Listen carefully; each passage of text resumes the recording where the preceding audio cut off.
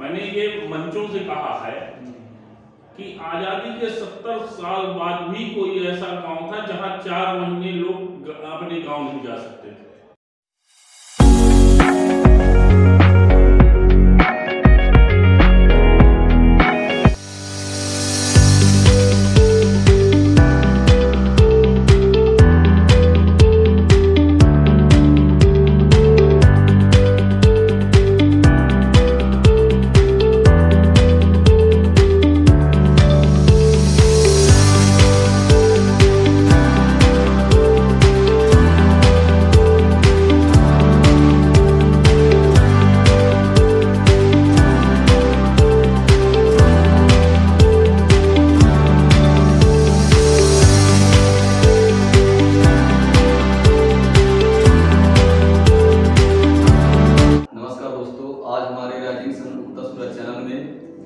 हमारे सतना जिले के नागौर क्षेत्र के ऊर्जावान एवं संघर्षशील एवं युवाओं दिनों की धड़कन और हमारे तुरकाहा पंचायत के लगातार सरपंच पद पे कार्यरत कर रहे हमारे आदरणीय बड़े भाई शशि शेखर जी आए। मैं उनका अपने चैनल की ओर से बहुत बहुत धन्यवाद व्यक्त करता हूं और उनका स्वागत वंदन करता हूं और देख रहे सभी दर्शकों से एवं राजीव संघ परिवार के सभी सदस्यों से रिक्वेस्ट करता हूं कि सर के वीडियो को इतना ज़्यादा लोगों को शेयर करें, इतना ज़्यादा लोगों तक बात पहुंचाएं कि उनके विचारों पे चल के, उनके बताए हुए रास्ते पे चल के और अपने जीवन में बदलाव करें और एक नई दिशा, एक नई ऊर्जा का प्रवाह हो और एक ऐसे हम परिवार निर्माण कर सकें जो सुलझा, समझदार और जागरूक हो। तो सीधे हम ले चलते हैं आज के हमारे मुख्य वक्ता आदरणीय शशि शेखर जी से। सर, हम चाहते हैं कि हमारा इंटरव्यू सेशन शुरू हो इसके पहले हमारे दर्शक जानना चाहते कि आज इतना बड़ा मुकाम हासिल करने के पहले आपका जो जीवन काल था, जो जीवन परिचय था, कैसे इस संघर्ष को आपने यहाँ तक पाया, हमारे दर्शक। सबसे पहले संभाजी परिवार का सादर धन्यवाद कि मुझे ये अवसर दिया। मैं आप लोगों के द्वारा अपनी आवाज़ सभी तक पहुँचा सकूँ। मैं नागौर में पला बढ़ा, नागौर में ही आप सबके बीच में काम करके, नागौर के युवाओं के साथ काम करके और भारतीय जनता पार्टी से मैंने अपने जीवन की शुरुआत की। युवा मोर्चे का मैं अध्यक्ष रहा, प्रदेश कार्य समिति का सदस्य रहा, विश्व हिंदू परिषद में लगातार काम कर रहा हूँ। विश्व हिंदू परिषद बीजेपी के बाद मैंने विश्व हिंदू परिषद में काम करना चालू किया। अभी भी विश्व हिंदू परिषद के जिला संपर्क प्रमुख के नाते में काम कर रहा हूँ। उसके साथ साथ मैं सरपंच हूँ, ग्राम पंचायत खैरी चेहरा जनपद में आती है और एक छोटी सी ग्राम पंचायत इनका सरपंच हूँ। राजनैतिक जीवन मैंने 20-22 साल की अपनी उम्र से चालू कर दिया था और हो गया, सबके आशीर्वाद से, सबके स्नेह से चल रहा। बहुत बहुत धन्यवाद सर। आपकी उम्र और आपका अनुभव बता रहा है कि वाकई में जो प्रतिभा है आपके अंदर काबिले तारीफ है सर। सर, जैसे आपने कहा कि शुरुआती दौर पे ही संघ में आपने काम किया है और एक संघ किसी चीज के निर्माण की बहुत बड़ी भूमिका निभाती है। तो सर, एक सही नेतृत्वकर्ता सर किसे कह सकते हैं? मतलब यदि कोई व्यक्ति किसी पद का या किसी संघ का जिम्मेदार होता तो उसकी कार्य भूमिका क्या होनी चाहिए, कैसे वो अपने लोगों को जोड़ करते? संघ समाज को एक करके चलना सिखाता है। दूर से बहुत सारी अफवाहें हैं कि संघ ऐसा, संघ वैसा, संघ मुसलमानों के खिलाफ बताता है, लेकिन संघ कभी किसी के खिलाफ काम करने की प्रेरणा नहीं देता। संघ प्रेरणा देता है हिंदू समाज। हिंदू समाज का मतलब लोग केवल ये समझ जाते हैं कि केवल हिंदू हिंदुस्तान में रहने वाला हर व्यक्ति हिंदू समाज का हिस्सा है। और अगर आप हमारी भावनाओं के अनुसार, चाहे वो मुस्लिम समाज हो चाहे कोई भी समाज हो, हिंदुस्तान में हिंदुस्तान की भावना के अनुसार अगर काम करता है वो सभी हिंदू और हिंदुस्तान का अभिन्न हिस्सा है। मैं जिस ग्राम पंचायत में कार्यरत हूँ वहाँ 170 वोट मुस्लिम एक बड़ी आबादी मुस्लिमों की है। और मैं गर्व से कहता हूं कि पिछले 7 सालों में कोई मुस्लिम ये नहीं कह सकता कि मैंने उनका एक पैसे का नुकसान किया, जबकि मेरे बारे में भी भीड़ आया गया था। यहाँ से लोग गए थे वहां मैसेज देने की नहीं, इस व्यक्ति को नहीं, लेकिन रिकॉर्ड को 55% वोट जिस पंचायत में 14 कैंडिडेट लड़े थे, तो एक व्यक्ति को 55% वोट मिलना, 13 व्यक्तियों को 45% वोट मिलना, ये रिकॉर्ड वोटों से आशीर्वाद मेरे यहाँ के लोगों ने, जनता जनार्दन ने आशीर्वाद दिया। और शायद आज भी उनका प्रेम और स्नेह मेरे साथ है। जो लोग अफवाहों पे यकीन करते थे वो भी आज मेरे साथ है। पिछली बार जिन लोगों ने को भड़काया गया, गुमराह किया गया, वो लोग भी आज ये कहते हैं कि नहीं, हमने गलत सुना था आपके बारे में। और मुस्लिम समाज के लोगों को लगभग 30 से 35 प्रधानमंत्री आवास देना, उनके मस्जिद में निर्माण कार्य कराना, उनके घर, गरीबी रेखा के राशन कार्ड, अन्य जो योजनाएं हैं उनके तक पहुंचाने का जो मुझसे हो सका मैंने वो काम किया। मैं अपने पंचायत की एक घटना बताता हूँ। एक हमारे यहाँ मुस्लिम है, उनकी लड़की वापस आ गई, शादी के बाद उनके पति ने छोड़ दिया। उनका नाम प्रधानमंत्री आवास में था। अब इत्तेफाक आपको बताऊं, आप विश्वास नहीं करेंगे, मेरे पास फोन आता है, मुस्लिम समाज का ही फोन आता है कि आप उनको प्रधानमंत्री आवास मत दीजिए, क्योंकि उसके नीचे किसी दूसरे मुस्लिम समाज के व्यक्ति का नाम था। तो उन्होंने सोचा कि हमारा नाम कट जाएगा, उनका नाम काट देंगे, अरे वो यहाँ की है ही नहीं, उनकी शादी हो चुकी है, ऐसा वैसा। मैंने कहा कल को अगर उस लड़की को उसका भाई घर से निकाल दिया पिता के न रहने के बाद, तो वो आसरा कहाँ पाएगी?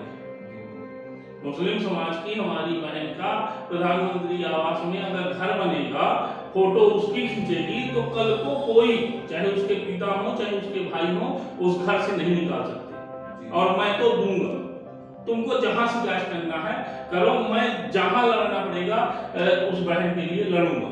और मैंने दिया, उसका निर्माण कराया। और बड़ी ग्राम सभा में मैंने ये बात उठाई, मैं इस तरह की छिछोरी हरकत अपनी पंचायत में बर्दाश्त नहीं करूंगा। बिल्कुल सर, जिसका जो हक अधिकार है उसका मिलना एक नियम भी कहता है और एक सही नेतृत्वकर्ता की भूमिका का भी वो निर्वहन करता है। सर जैसे गांव की पंचायत, गांव की सरकार आप चला रहे हैं, तो जो गांव में हमने सुना कि जो वार्ड सदस्य होते हैं, अपने वार्ड का वो कहा जाए तो सरपंच होता है, तो सर उसकी क्या कार्य भूमिका होनी चाहिए अपने सदस्य, अपने वार्ड? देखिए, वार्ड सरपंच अन्य कामों में व्यस्त होता है।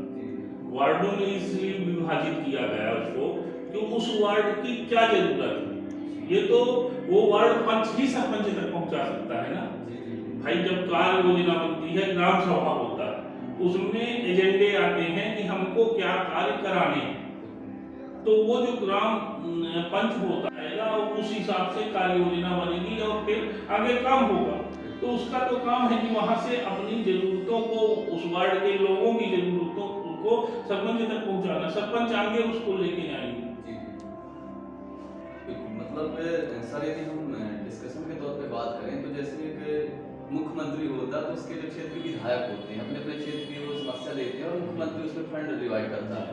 उसी प्रकार एक शासन की छोटी इकाई पंचायत है, तो पंचायत के जो सदस्य होते हैं अपने वार्ड का मुखिया होता है और अपने वार्ड की समस्याएं यदि सरपंच महोदय के सामने रखे तो उनका समाधान सरपंच महोदय करेंगे। सर जैसे हमारी गांव की सरकार है, एक ऐसी सरकार होती है जहां एक छोटी से मतलब एक लास्ट घर के व्यक्ति तक जो है तो सरकार ध्यान देती है, तो क्या वहां पे जो सरपंच होता है तो एक गांव को एक संपन्न गांव बना सकता है, उसकी क्या कैसे काम?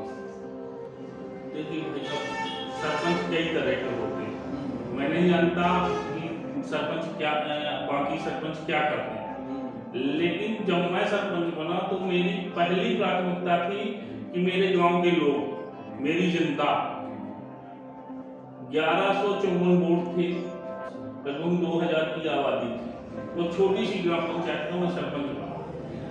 आपको विश्वास नहीं होगा, आप जाके पता करेंगे मेरी पंचायत में मूलभूत सुविधाएं नहीं थी मेरी पंचायत में। जब मैं पहुंचा हूं तो मेरी पंचायत में रोड नहीं थी, सीसी 20% पूरी पंचायत में केवल सीसी बनी थी।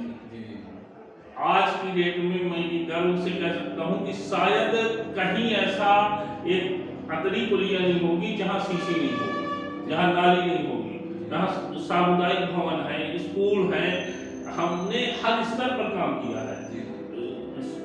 सरकार का पूरा सहयोग मिला, हमारे जिला पंचायत अध्यक्ष जी का पूरा सहयोग मिला, सबके सहयोग से तालाबों का निर्माण, नदी में स्टाम डैमों का निर्माण। हमारे यहाँ पानी की बहुत बड़ी समस्या थी, हमारे यहाँ रोड नाली नहीं थी, मूलभूत सुविधाओं से हमारा गांव कोसों दूर था। लेकिन आज अब हम ऐसा नहीं कह सकते। हमारे गांव में एक अहली टोला, टोटल कुशवाहों की बस्ती। मैंने ये मंचों से कहा है कि आजादी के 70 साल बाद भी कोई ऐसा गांव था जहां 4 महीने लोग अपने गांव नहीं जा सकते थे, कहीं से रोड से जुड़ा हुआ नहीं था। एक तरफ से प्राइवेट लाइन पड़ता था तो रोड नहीं जा सकती थी, एक तरफ से नाला पड़ता था। वहां के लोगों ने मुझसे कहा था कि भैया हमारे गांव में लोग शादी करना पसंद नहीं करते कि रक्षाबंधन में लड़की आएगी कैसे। तो अब हमारी ये समस्या, तो मैं लड़ के ऊपर वाले के आशीर्वाद से, सभी के सहयोग से वहाँ पुल बनवाया, हर घर तक रोड बनवाया। आज आप अगर 4 महीने, उन 4 महीनों में कोई बीमार हो जाता था तो खटिया में लाद के मेढ़ों से और 1 किलोमीटर दूर ले जाते थे, तब ऑटो में ला देते थे। आज उनके दरवाजे में गाड़ी खड़ी होती है, भारी बरसात में आप जाएंगे तो गाड़ी सीधे उनके दरवाजे में खड़ी होती है। बिल्कुल सर, कभी कभी लोग जो बयां करते हैं कि कभी कभी कोई नाम से फेमस होता है तो कोई काम से होता है, तो वाकई में जो हमने आप तक नाम सुना था तो कहीं ना कहीं उसमें काम की बहुत बड़ी भूमिका है। सर एक चीज जहन में सवाल है कि जैसे बड़े चुनाव में पार्टी बेस्ड चुनाव होते हैं, पार्टी का रहित वोटें देनी पड़ती है, तो क्या गांव की जो सरकार बनती है तो उसमें भी पार्टी के अनुसार वोटें पड़ती हैं, तो व्यक्ति विशेष का महत्व होता है? नहीं, पार्टी का कोई रोल नहीं होता और पार्टी का रोल होना भी नहीं चाहिए, क्योंकि एक पार्टी के 4 लोग लड़ते हैं। जैसे मैंने बताया कि पिछली बार जब मैं चुनाव लड़ा था तो 14 कैंडिडेट थे और मेरे खिलाफ ही बीजेपी के ही कैंडिडेट थे और मेरा प्रतिद्वंदी जो प्रमुख प्रतिद्वंदी थे वो बीजेपी के ही व्यक्ति से मेरा मुकाबला जो हो रहा था। हालांकि वो बहुत दूर थे हमसे, लेकिन जो मतलब नियरेस्ट दूसरे नंबर में कहना चाहिए वो भी बीजेपी का व्यक्ति थे।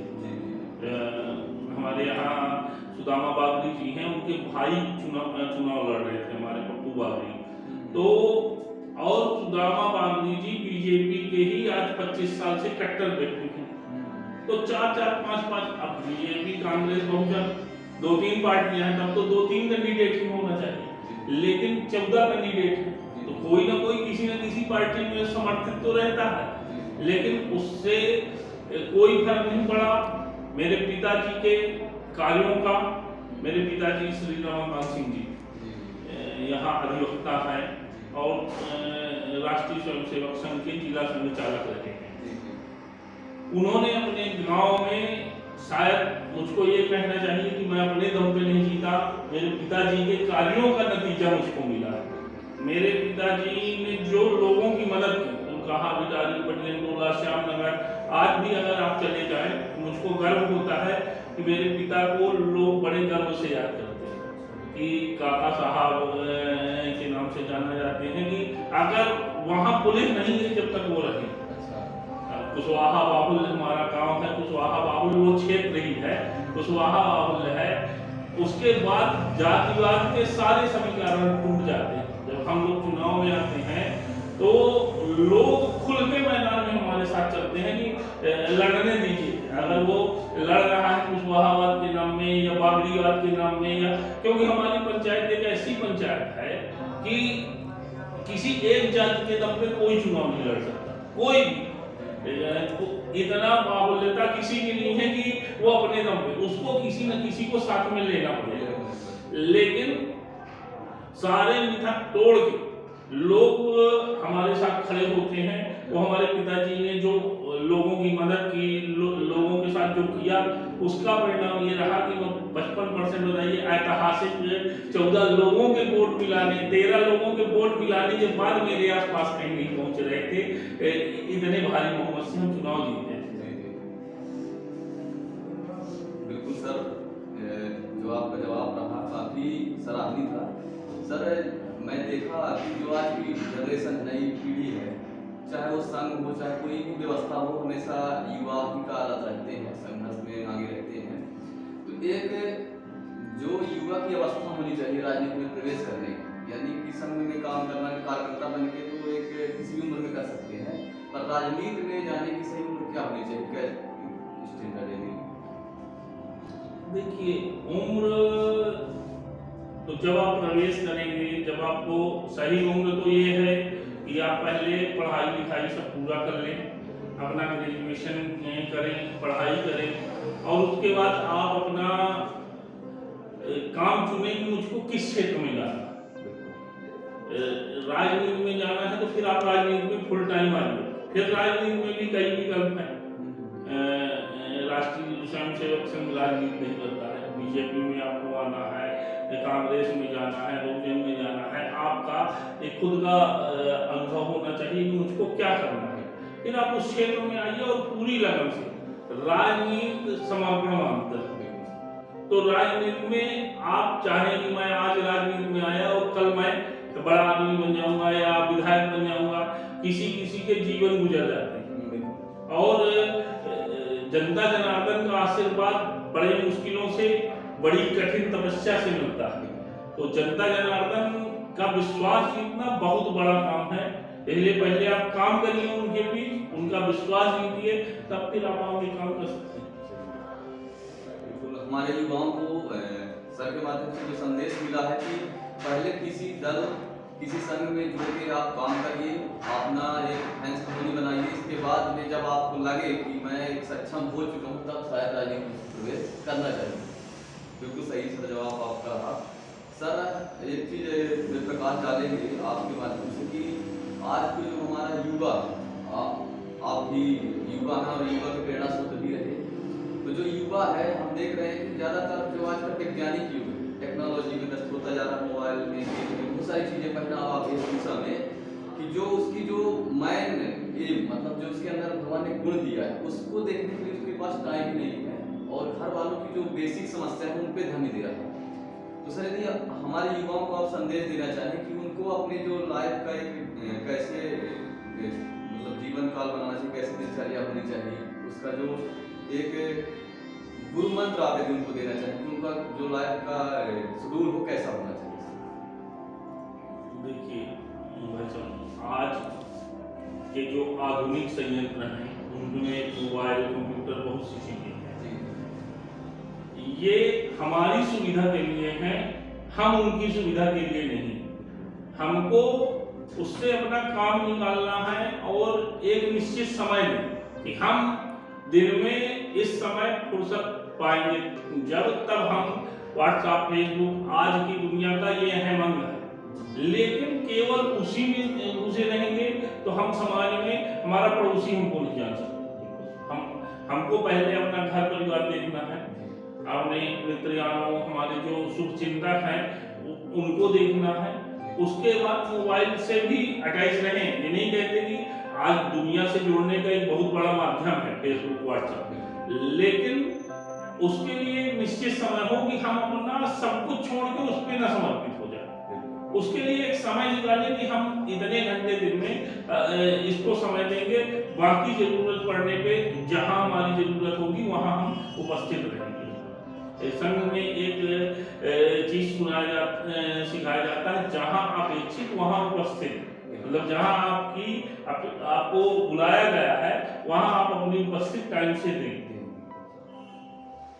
बिल्कुल सही सर जवाब। किसी चीज की उपयोगिता ही उसका सही गलत का फैसला बता सकती है कि आप उसका उपयोग ज्यादा करेंगे तो नुकसानदायक है, यदि उसका उचित उपयोग करेंगे तो आपके लिए लाभदायक रहेगा। सर एक सवाल और है, हमारे दर्शक जानना चाहते हैं कि जिस प्रकार हमको स्कूली शिक्षा मिलती है, एक व्यक्ति के पैसा कमाने वाली शिक्षा प्रदान की जाती है, उसके व्यक्तित्व का है, उसी प्रकार जो नैतिक संस्कार, ये देश ही संस्कारों का देश है। भारत है, भारत को दुनिया में जाना जाता है कि भारत में एक संस्कृति है, एक शिष्टाचार है, बड़ों का आदर, बड़प्पन, ये सब चीजें हमको शुरू से सिखाई जाती है। लेकिन पश्चिमी सभ्यता हिंदुस्तान में आकर और पश्चिमी सभ्यता ने ऐसा कैद किया कि हम अपने हमारा मूल संस्कार, आज हम संस्कार को भी ध्यान नहीं दे रहे हैं। तो पहली प्राथमिकता तो संस्कार है। हम अपने बड़ों का जब हम आदर करेंगे तो हमारा छोटा देखेगा तो वो हमारा आदर करेगा, और अपने छोटों को हम आदर देंगे तो हमको आदर देगा। तो ये संस्कार हमको सबसे पहले बेसिक यही होना चाहिए कि हमको संस्कारों को बड़ा महत्व देना चाहिए और अपनी आने वाली जनरेशन को संस्कार युक्त बनाना चाहिए। बिल्कुल सर, कि स्कूली शिक्षा के साथ साथ में जो सर के माध्यम से संदेश मिला कि एक संस्कार उसके जीवन का बहुत बड़ा हिस्सा है, यदि कह दिया जाए सर भोजन कपड़ा और आवास के साथ में उसके संस्कार भी जिंदगी का हिस्सा होना चाहिए। बिल्कुल सर एक आप सवाल आया कि जैसे पंचायत की सरकार आप चलाते हैं और पंचायत में हमने कई गाँव में देखा, सुनने को मिला कि जो पंचायत में आवास आते हैं तो उसमें जो घूस लेने का काम करते हैं, जैसे कोई आवास है तो उसमें राशि पहले ले लेते हैं, बाद में उसको आवास देते हैं। तो ये इसके विषय में सर यदि बताना चाहिए कैसे क्या हमारे राशि प्रति जागरूक होना चाहिए आपके माध्यम से। देखिए, समस्या ये है कि लोग अपना नंबर आने के चक्कर में पैसा देने के लिए अग्रसर रहते हैं, जबकि ऐसा नहीं। दिल्ली से मोदी जी जब प्रधानमंत्री बने तब प्रधानमंत्री आवास, एक पहले इंदिरा आवास चलता था, गांव में 2-4 आते थे, वो आज 70 साल से हमारे कल्चर में आ गया था। 4 आए तो सरपंच सचिव घुसे एक कमरे में, जिसका मन पड़े उसका नाम भेज दें, उसका नाम आ जाता था, तो उसके लिए वो घूस लेते थे। घूस ले, वो एक यहाँ कल्चर बन गया। तो लोग जब प्रधानमंत्री आवास है, जबकि वहां से लिस्ट आ चुकी है, केंद्र सरकार ने पूरा जो 2011 सर्वे हुआ था, हमारे यहाँ आर्थिक जनगणना होती है हर 10 साल में। 2011 में मोदी जी के पहले हमारी कांग्रेस सरकार ने आर्थिक जनगणना कराई थी। जो आर्थिक जनगणना थी उसी को उठा के मोदी जी ने प्रधानमंत्री आवास के रूप में कन्वर्ट कर दिया। प्रधानमंत्री आवास आए तो लोग अब ये नहीं जान पा रहे कि वो नाम आपका पहले से है सूची में, और एक नंबर से, जैसे हमको 10 प्रधानमंत्री टारगेट आया, लिस्ट हमारे पास पहले से रखी है, अब टारगेट आते हैं कि 10 लोगों को देना, तो हम दे सकते हैं तो 1 से 10 तक ही दे सकते हैं, 11वें को नहीं दे सकते। 11वें को तभी दे सकते हैं कि इन 10 में से हम किसी को अपात्र करें, तब 11वें का नाम आएगा। लोग कहते हैं कि हम तुमको अपात्र कर देंगे। अपात्र कैसे कर दोगे? हम चाहें तो लड़ के ला सकते हैं। मैं अपनी पंचायत का उदाहरण देता हूँ। मेरी पंचायत में मैं खुला चैलेंज देता हूँ कि पत्रकार भाई या कोई भी व्यक्ति जाए, अब पूरे हमारे पंचायत में हर लगभग 125 से ऊपर प्रधानमंत्री आवास दिए हैं हमने। कोई ये कहते कि चौराहे में खड़े होकर पान खिलाया, पैसे को तो मान लीजिए मैं 500, 5000 या 25,000 दिया, हमने चौराहे में खड़े होकर पान नहीं खाया। उसके घर गए हैं, उसने प्रेम से बैठा के चाय पिला दिया है, उसी को चाहे आप घूस मान ले चाहे व्यवहार मान ले। लेकिन इससे ज्यादा अगर कोई ये कहते कि हमको 1 का सिक्का दिया, तो जो कहेंगे वो, एक तो गरीब का घर, रोटी कपड़ा मकान, 3 चीजें ये बेसिक जरूरत है। 1,35,000 रुपए लगभग मिलता है, 1,35,000 से 1,38,000 के आसपास। 1,20,000 खाते में आता है, 15 से 18,000 की मजदूरी आती है, उसमें घर बना लेना संभव नहीं। अगर हम 15-20,000 रुपए किसी आवास वाले से ले लेंगे तो वो बेचारा कहाँ से घर बनाएगा? जी तो उसको तो वैसे भी 1,35,000 1,38,000 में घर बनाना मुश्किल पड़ रहा है। तो वो बेचारा किसी तरह, उसका आशीर्वाद ही हमारे लिए बहुत है। हमारी व्यक्तिगत सोच ये रही कि हमको आशीर्वाद के सहारे चलना है। पैसा तो बहुत आता जाता रहता, पैसा मैं 1 करोड़ कमा लूंगा, लेकिन मेरे पास सहेजने का की व्यवस्था नहीं है, तो वो चला जाएगा, पैसे के पैर होते। लेकिन एक आशीर्वाद ऐसी चीज है जो कभी नहीं जाएगा। गरीबों के दिल से निकली हुई आवाज मेरे लिए बहुत बड़ी चीज है। और हम अपनी पंचायत का चैलेंज देते हैं। और दूसरी जगह मैंने भी सुना है कि पैसे लगते हैं, लेकिन हमारी पंचायत में ना सरपंच, ना सचिव, ना रोजगार नायक, ना कोई भी 1 रुपया नहीं लेता। तो जब मैं कर सकता हूं तो सब कर सकता है। हमारे अंदर होना चाहिए कि हमको ये करना, हमको पैसे नहीं लेंगे, हमको गरीब का घर बनवाना, प्राथमिकता ये होनी चाहिए। और हमने किया है, हमारे यहाँ कोई आरोप नहीं लगा सकता। मेरा विरोधी भी है, कहता हूँ कि मेरा नैतिक विरोध हो सकता है मेरी पंचायत में कि सरपंची चुनाव में हमारे विरोध में, लेकिन वो भी हमारे ऊपर ये आरोप नहीं लगा सकते कि हम 1 रुपया लिए हैं। हम तो चैलेंज के साथ कहते हैं कि उसका सर्वे कराया जाए, हम 1 रुपया नहीं लिए। बिल्कुल सर, मतलब ये जो गांव का सरकार चलाता जो मुखिया होता है, उस पर डिपेंड करता है कि हमको सेवा करना है कि उनसे कमाना, उसकी सोच पे निर्भर करता है। और यदि वहाँ की जनता जागरूक हो तो उनका रिटर्न मिल जाएगा। बिल्कुल, हम लोगों ने लौटा के लाए हैं, जिनके कैंसिल हो गए हैं। कई लोगों के मकान, हमारे यहाँ एक पीसीओ थे, हम नाम नहीं लेंगे, लेकिन बहुत पहले उन्होंने कुछ लोगों के कैंसिल कर दिए थे। तो हमने खुद जाके शिकायत करा के जिला पंचायत में, और फिर उसका सर्वे कराया, फिर वो वापस लौट के आए। 6 महीने बाद मिले, लेकिन उनको मिले। बिल्कुल सर, हमारा आखिरी सवाल है कि यदि हमको एक गांव को निर्मल गांव बनाना हो, एक स्वच्छ गांव बनाना हो, एक समृद्ध गांव बनाना हो, उसमें कितने % गांव की जनता का सहयोग चाहिए और कितने % हमारे गांव के जो मुखिया होता है उसका सहयोग चाहिए? देखिए, दोनों चीज एक दूसरे की पूरक है। तो सब, जब तक जनता का सहयोग नहीं है तब तक आप कुछ नहीं कर सकते। जनता जनार्दन, और फिर जब आप एक अच्छे उद्देश्य के लिए आगे बढ़ेंगे तो जनता अपने आप से होगा। तो आपकी दृढ़ इच्छा शक्ति और जनता का सहयोग किसी भी गांव को एक अच्छा गांव बना सकता है, एक समृद्ध गांव बना सकता है।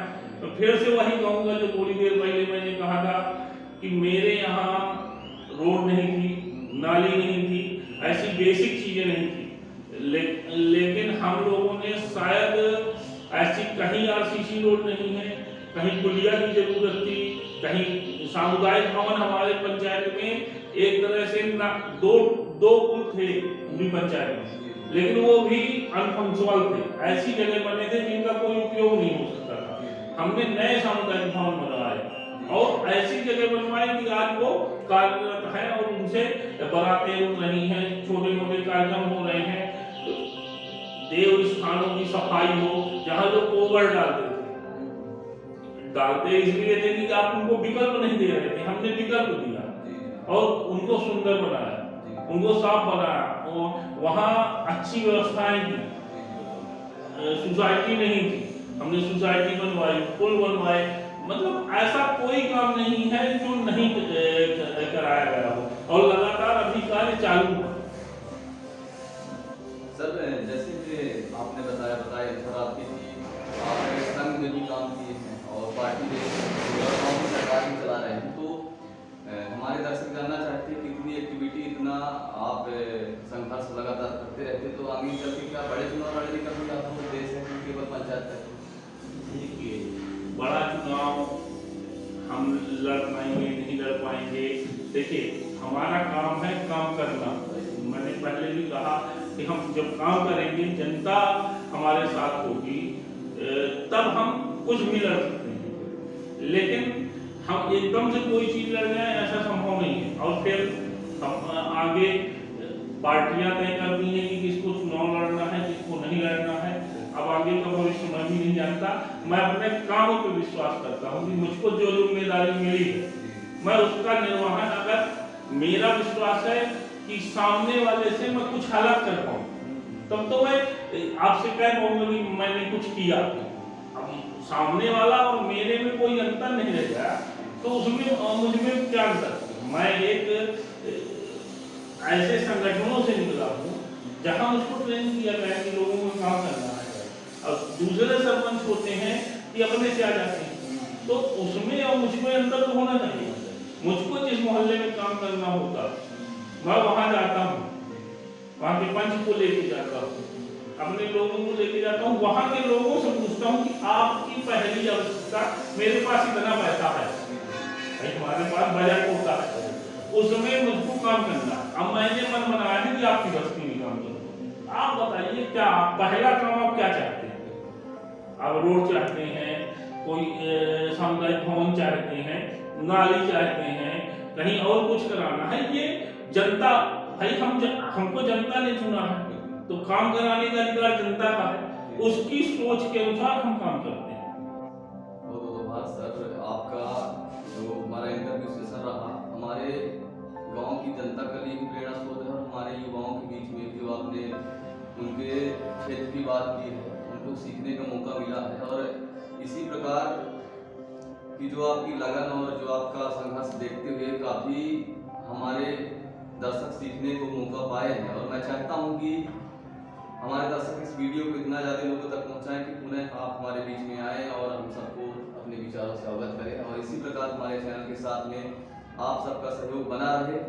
और इसी आशा उम्मीद के साथ में मैं एक बार अपने दर्शकों से निवेदन चाहता हूँ कि कमेंट बॉक्स में जरूर जाकर लिखें कि हम किस शख्स से मिलना चाहते हैं, हम आपको जरूर रूबरू कराएंगे और उनके विचारों से आपको अवगत कराएंगे।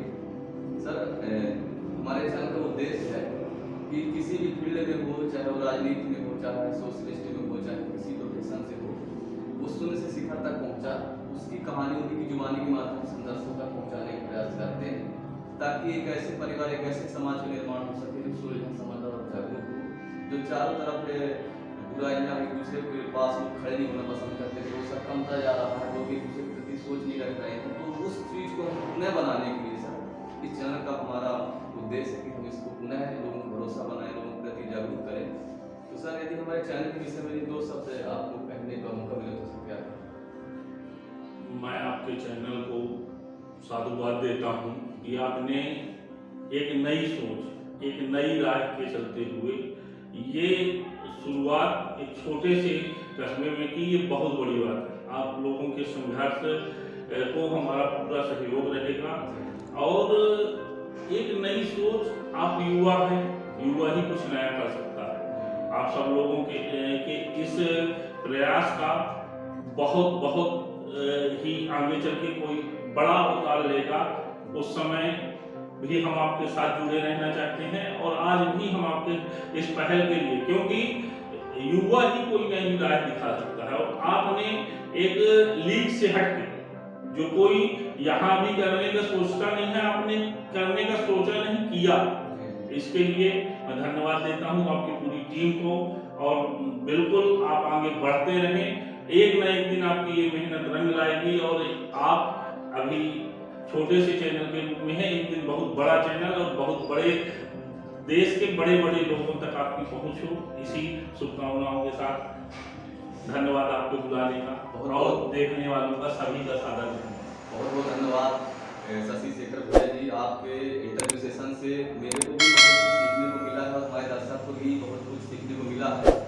मैं चाहता हूं कि हमारे दर्शक इस वीडियो को ज़्यादा से ज़्यादा लोगों तक शेयर करें और उनके विचारों से अवगत हों,